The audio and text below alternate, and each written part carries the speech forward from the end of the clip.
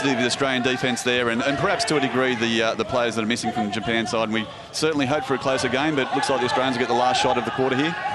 Yeah, 13 seconds to go as Sean Norris just takes the air out of the ball. Blair, will he shoot it? He does. Misses. 5 seconds on the shot clock. Fujimoto gets it over to Kiyoya. He won't be able to shoot it from there, and the Japanese just let time expire. At quarter time here at the Dandenong Basketball Stadium, the Australians have been dominant. It's been an intimidating performance for them in the opening quarter. It's Australia 19, Japan 3. Second quarter action underway here at the Dandenong Basketball Stadium. Australia and Japan. Australia already had the Japanese under pressure. It was 19-3 at quarter time. The highlight for Australia, Justin Eveson with 11 points. And for the Japanese, just the one player who could score. And I should say also for Justin Eveson, 8 rebounds. An incredible opening quarter performance. He played all 10 minutes and he starts with a shot in the second term. He turns around, he might have got a steal. Now he gets in the passing lanes. Fujimoto passes to himself in the end. Couldn't make the shot. Justin leading from the front there, captain at this tournament, putting up some great stats in that first quarter. We talk about the classifications. You can see the Australians out there at the moment are running 13.5 points. So while each team has to have 14 and no more points on the court, you can obviously run less points classifying with a disability classification if you like. And at the moment, the Australians are running 13.5. And Blair is a one-pointer. So is Jeremy Doyle. They were combining there. Latham's a 4-pointer. Sean Norris is 3. And it's thrown out of court, or thrown out off hands. Levy McGrath was in the timeout with, or in the quarter-time huddle, I should say, with the Australian team. And Liv, what was the message? Well, Coach Ettridge, of course, very happy with their performance so far, really happy with defence. He's just asking the boys to focus on the little things and maintain that pressure. He said they're not going to stop every basket, but if they just maintain the pressure, it will build. Really happy with Yannick Blair's performance. He said just keep up the tempo. The score means nothing. They've got 30 minutes to go. So the Australians, again, just trying to stick to their processes and make sure they do everything as they should, as they would if they're playing in a gold medal game against Canada, the USA or Great Britain. Exactly right. This is a great opportunity for the newer players on the team here. They're given a chance here to show the coach what they can do. Here's a nice pass into JD. Couldn't make the basket for Doyle, and Suzuki collects the rebound. Japanese haven't been able to get any fast play going. Fujimoto might have had an opportunity there. Decided to pull it out. Passed it to Tokarin. Now goes back into Suzuki. It's 2 shots. You can see the mismatch that was achieved there with number 9 Suzuki posting up. Number 14 Jeremy Doyle from Australia had an obvious height advantage and took the shot, but was fouled in the process. A couple of substitutions from the Australians. Eric Horry comes in for his first action, so too Grant Meisens. Brad Ness also re-enters the game. Justin Eveson has his first break after 12 minutes of action, 11 points and 9 rebounds in those 12 minutes. Very impressive from Justin Eveson. One of the best players in the world, and he would expect that. Akimasa Suzuki, we saw there on screen, he's a 3.5-point classification player, roughly equivalent to Justin Norris on the Australian, Sean Norris, I should say, on the Australian side, who is a 3-point player.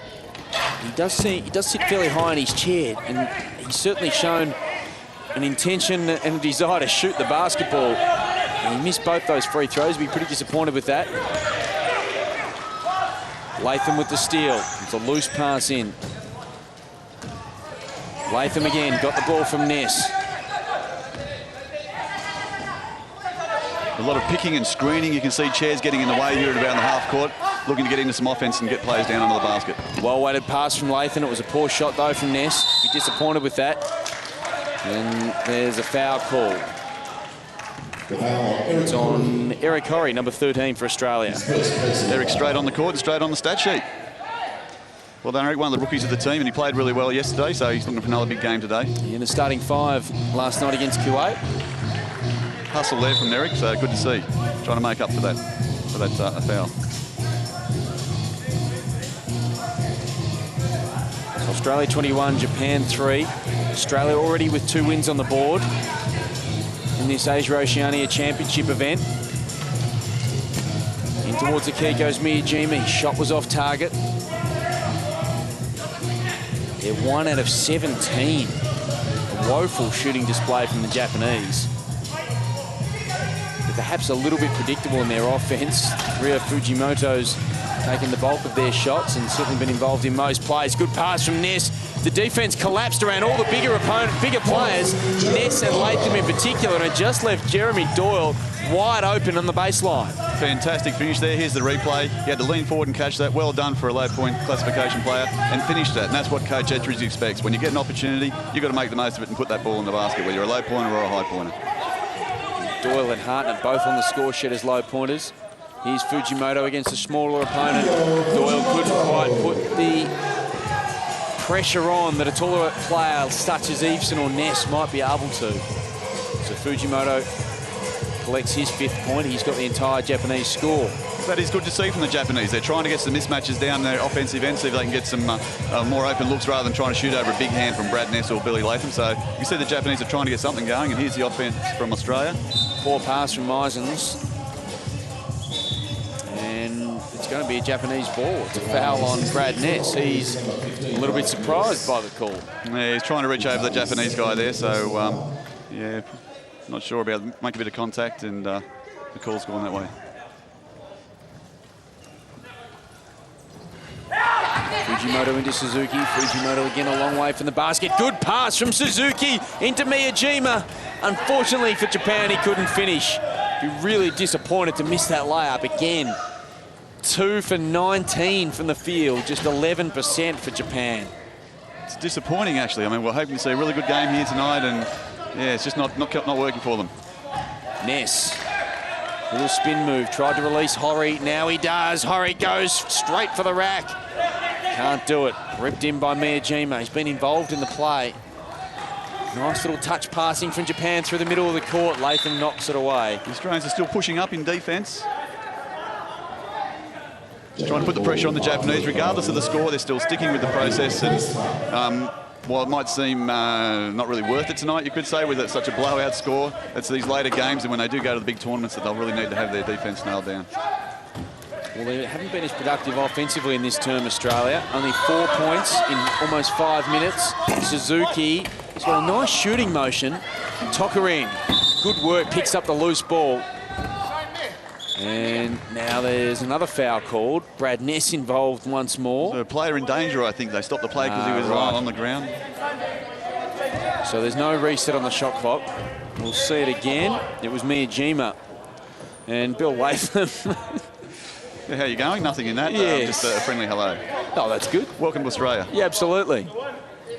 Well, what else would you expect from a mild-mannered 19-year-old?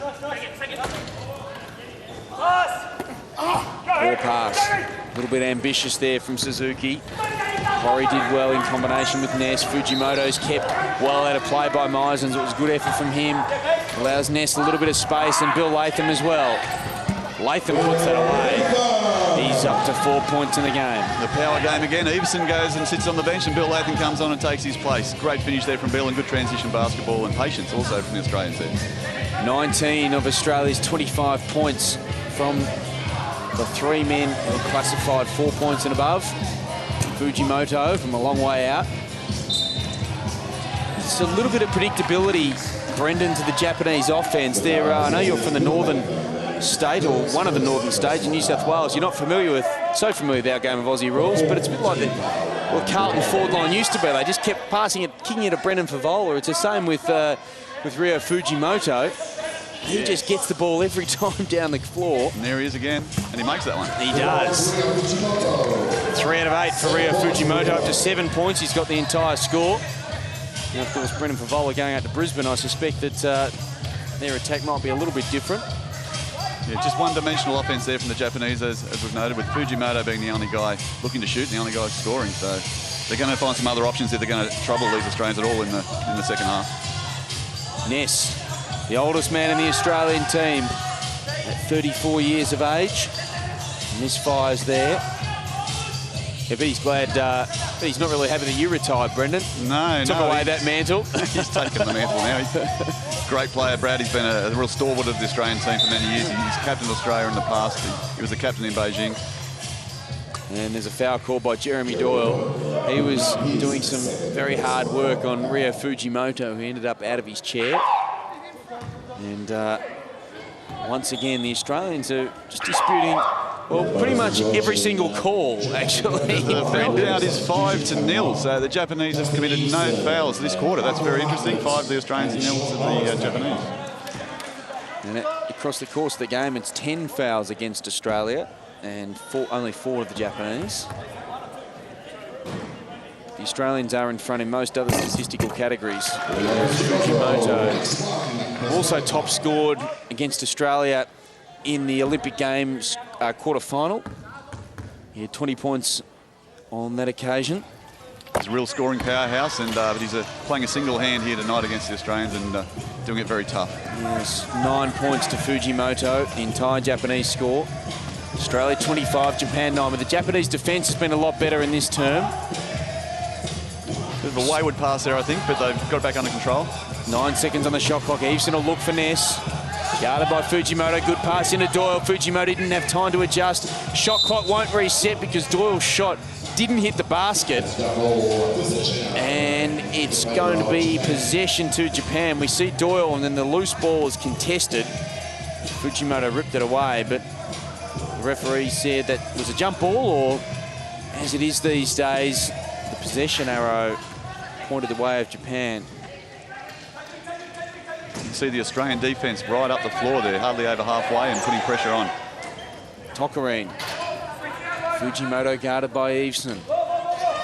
Suzuki's kept well out of play.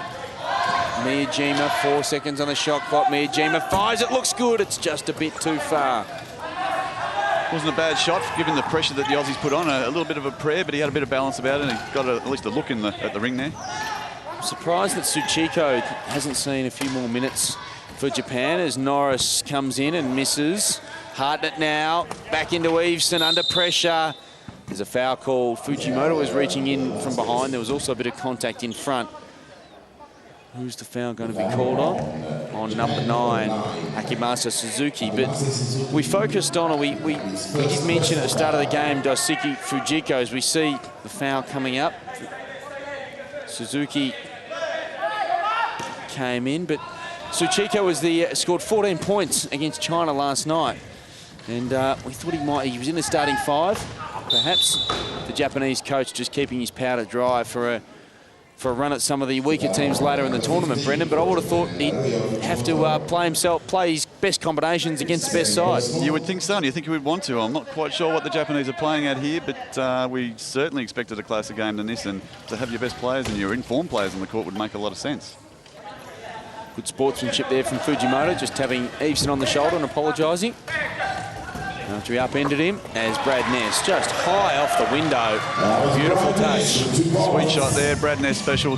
Kiss in the glass and nothing but net after that. Loose pass from Tokareen. Norris in the passing lanes. Ness flicked it up, kept it alive. Unfortunately for Australia, it just went to Suzuki. But another disrupted offence. They come away with the steal.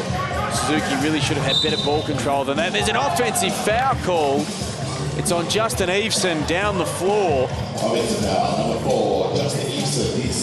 Another foul assessed against Australia.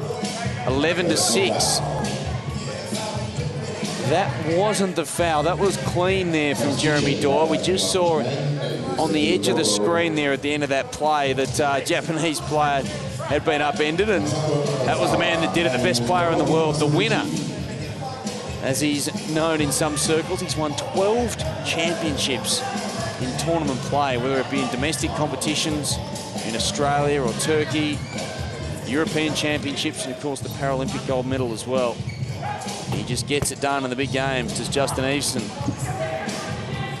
Great tap there from Mikey Hart and on to Brad Ness and up the floor in transition after another missed shot from Japan. And another foul. The match is being called fairly tightly. Last night against Kuwait, the match seemed to flow a little bit more evenly, Brendan, and this has just been a little bit more scrappy in the opening half. Yes, it has. A lot of fouls from the referees here, and I mean, individual referees tend to call things a little bit differently, and these referees from different countries, sometimes you're not quite sure how they're going to call it. A turnover there. Yes, loose pass again from Eveson. Here comes Kogo. Can he be the first man other than Suzuki to score? Great block from Norris. Sean Norris just chasing him down the court. And Kogo didn't have the awareness. Didn't really, we'll see the steal. That was a good block shot. Kogo, but look at Sean Norris. Great acceleration down the floor. He's a three-point player, Sean Norris, and he plays probably actually a little bit better than that. He is one of the stars for one of the mid-court players. And well, I mentioned he's a three-point player. That is the classifications which is so vital to wheelchair basketball. And here's Troy Sachs with an excellent explanation of what it all means.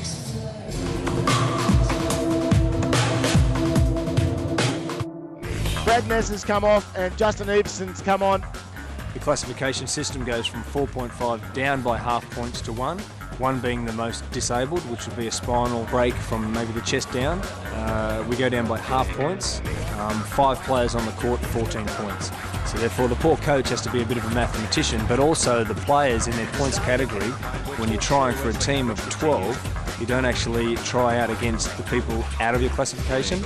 So the trick is to have a 1-pointer that can maybe play as a 1.5 or a 2-pointer, so fight out of their weight range, and then you have advantages in the game of wheelchair basketball. So our coach, he has a number of combinations, 2 4.5s, 2 2s, a 1, 3 4s, a 2 and a 1. So he has a number of classifications that he uses because we have some good players in certain points. Thank you to Troy Sachs there, Australian Rollers star, with that explanation of the classification system. As back live, it's Australia 27, Japan 9. Good to see you getting your head on the telly there a couple of times, Brendan. Action, of course, from the Beijing Paralympic Games. They were the days, good times. A nice buzz cut, I must say, that you and the boys were sporting in one or two of those images as Eveson flicks the ball from Fujimoto. Great defence there. 1 minute to go. No, tired-looking shot there from Fujimoto down the other end that lets Australia get straight into their offence again and pushing it up the floor. Doyle creates an option. Quick ball movement. Eveson, he's wide open. They just leave him there. You shouldn't be able to do that to the best player in the world. Now Fujimoto, great releasing pass. Up towards Masabuchi. Can he finish the layup? No, again.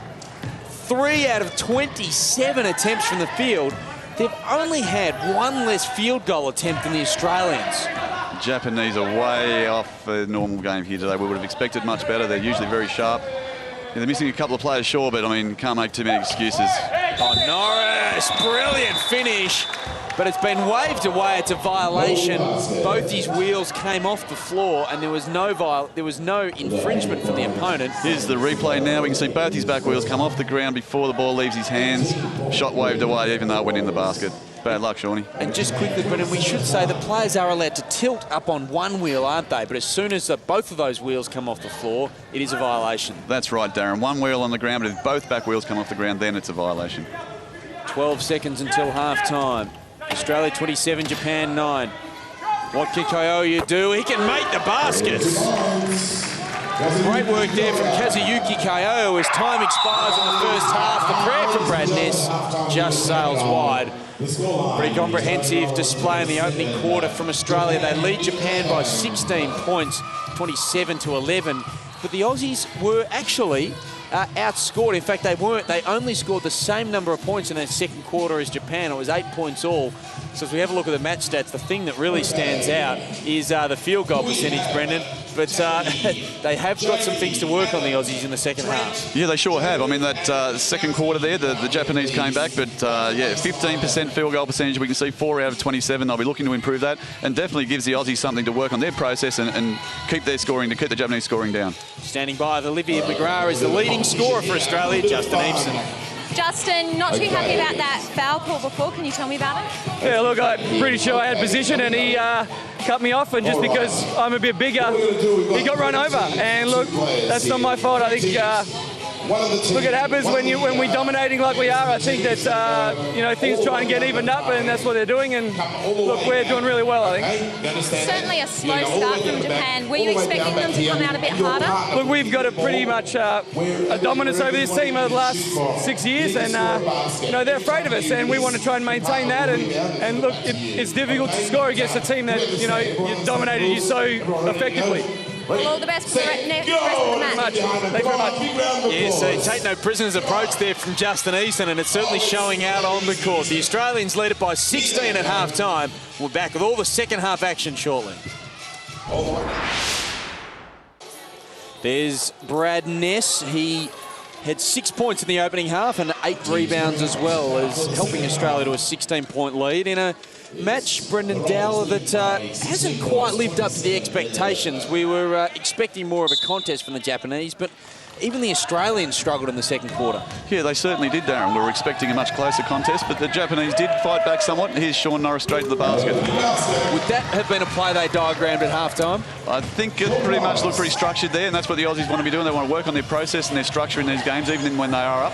And Coach Ettridge would have certainly been hoping that they'd come out and run that just to plan, and it came off. The 24-year-old Sean Norris is a scoring threat as Ness flicks that away.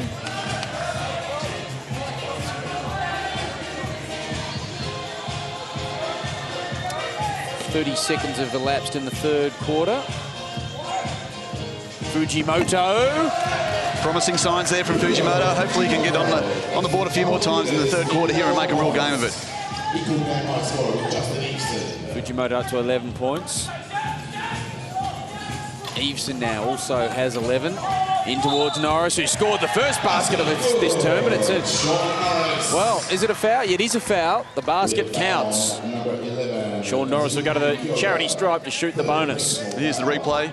Justin Eveson with the ball and kicks it in here to Shawnee, I believe. There it goes. Makes a shot. Shawnee, as we mentioned earlier, a three-point classification player there. He's got pretty good balance, able to catch that turn and shoot. You can see some strapping on his shoulder there. Has had some shoulder problems and has been worked on by the physio, but doesn't seem to be hindering him much today. And we should just say as well, Brendan, as we watch Norris miss that. Ness, a bit too big and strong there for Fujimoto, had good position. 4-point play there, real coach killer those, letting the, not boxing out. There we see the Aussie girls. Yes, the Gliders. Kylie Gauci in the front with several of her teammates. And Brendan, they're playing an invitational series against Japan just to get some match practice against the Japanese. Yeah, the Japanese girls have come over, so I think they've got 4 games over 4 days, so that's good practice for them leading into their World Championships next year as well over in Birmingham. Yeah, the first of those 4 matches was played today, and the Australians defeated Japan. The teams have been pretty closely matched. In the bronze medal game in Beijing, Australia beat Japan by 6 points. That's a very nice play. Suzuki connects. That was good structure from the Japanese there. You can see they just drew the defence, kicked the ball on as each defender came across and found the open man. Finished that. So it's 33 plays 15 away the Aussies. But also just back on the girls, Brendan. It was a very close fought contest in Beijing for the bronze. The Australians were victorious, and then they played a bit earlier this year over in Osaka, and Australia and Japan tied 2-match series, 1 game all. So great match practice for the Aussies. A real rivalry there between Japan and Australia. They're fairly evenly matched, and being in the same zone geographically, they get to play each other fairly often. So yeah, it's a real rivalry there, and it's good to see them getting some games under their belt this week. Ness, very short. Yeah, that was very short after half-time. Brad won't be happy with that at all. Will the boys get into him about that at all? Just throwing up an air ball? Brad's a bit big to get into too much, but someone might remind him at some point. Have a bit of a laugh about it, though, I'm sure, after the game, but he won't be too happy right now. Another errant pass from the Japanese. Norris comes away with it. Grabbing a minute and a half in this term. Eveson is fouled. Sato there. In fact, it was Suzuki. The Aussies going to that power game again there. Justin Eveson in under the basket. Very hard to stop.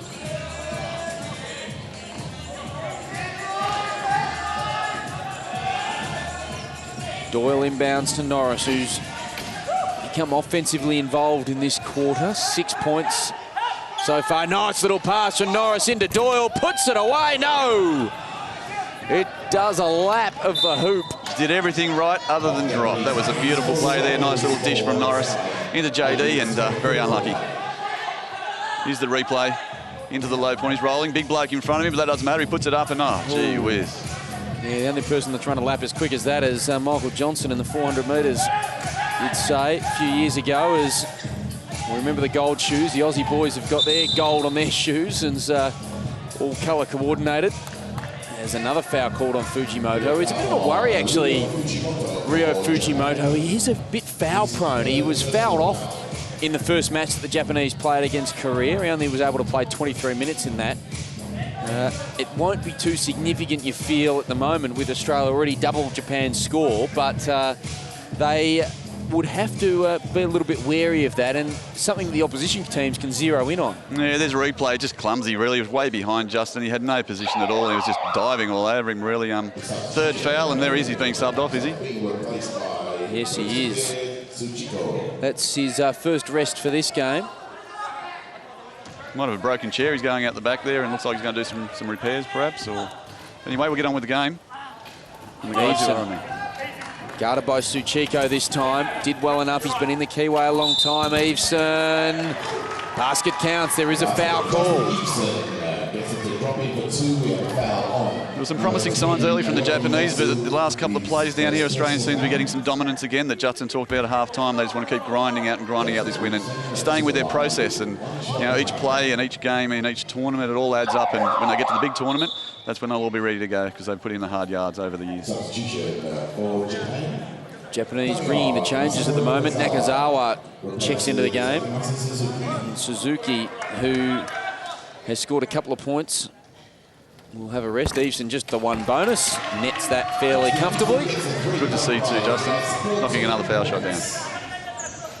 Strains up the floor there. You can see Sean Norris and Justin Eveson just in shot, making it very difficult for the Japanese to even inbound the ball and get it up. Shawnee chasing. 21 points. It's the biggest lead of the game for the Australians. After being kept to only 8 in the second quarter rather, their lowest scoring quarter far and away of the tournament. As the ball has gone off, out of court off Brad Ness.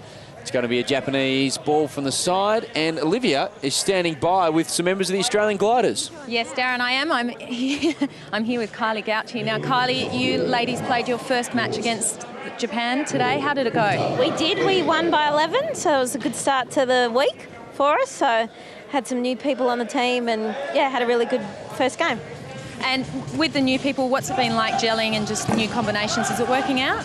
Yeah, I suppose being our first game, we were trying different things, but it all worked out well. Just, you know, a bit of more training to work on things, but other than that, it was really good. And what do you think of the boys' performance so far this evening? It's been great. They're up by a lot, so I actually thought this game would be a bit closer. So, yeah, they're doing a great job pressing up, and it's really good. If you were out there, what would you be doing? Oh, just enjoying it. And it's not often that the gliders and the rollers play together other than World Championships and Paralympics. So what's it like to be sort of on tour with the boys? Oh, it's just great having them around, and obviously we can come watch them and they can come watch us. So it's good to, you know, support each other. And yeah, as you said, we don't get to do it a lot. So when we can, it's really good. Well, all the best for your next match tomorrow. Thanks very much. Thank you, Olivia. Thanks there to Kylie Gauchi with Olivia McGrath. We've seen a couple of baskets happening whilst we're away, and that is just short there. The finger roll attempt came from Suchiko. Doyle quickly down the court. Will he throw the shot up? Jeremy Doyle. Oh, the big block attempt came across from Suchiko and Brad Ness. Nice pass there from JD off to Brad to finish that basket. We'll give it as a pass. Oh, I'm not sure. We'll go to the stats man, Mark Slogan. Was that a field goal miss from Jeremy Doyle?